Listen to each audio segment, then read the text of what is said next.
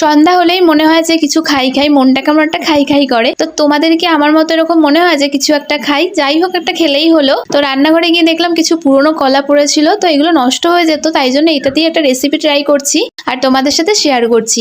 তো কলাগুলোকে ভালো করে আমি হাত দিয়ে ছাড়িয়ে নিলাম খোসাগুলো। তারপর এর মধ্যে কিছু দানা ছিল, দানাগুলোকে ফেলে দিয়েছি। তারপরে মিক্সিতে আমি চিনি আর দুধ দিয়ে কলাটা ভালো করে পেস্ট করে নিলাম। তো তোমরা চাইলে পুরো প্রসেসটা হাতেও মাখতে পারো, কোনো অসুবিধা নেই। তারপরে আমি এর মধ্যে অ্যাড করছি ময়দা, চালের গুঁড়ো আর একটু সুজি। তো তোমরা কিন্তু অবশ্যই জলটা আস্তে আস্তে দেবে, যেহেতু জলের পরিমাণটা বেশি হয়ে গেলে কিন্তু অসুবিধা হবে ভাজার সময়। তো আমি দেখো লেয়ারটা ঠিক এইরকমই রেখেছি। তো তোমরা চাইলে কিন্তু এরকম ভাবে এই রেসিপিটা অবশ্যই ট্রাই করতে পারো, আশা করি তোমাদের খুব ভালো লাগবে। তো ভালো করে তেল গরম হয়ে যাওয়ার পর আমি একটা চামচের সাহায্যে এইভাবে ঢেলে ঢেলে এক একটা করে ভেজে নিলাম। আর এটা পুরো মালপোয়ার মতো হয়েছে।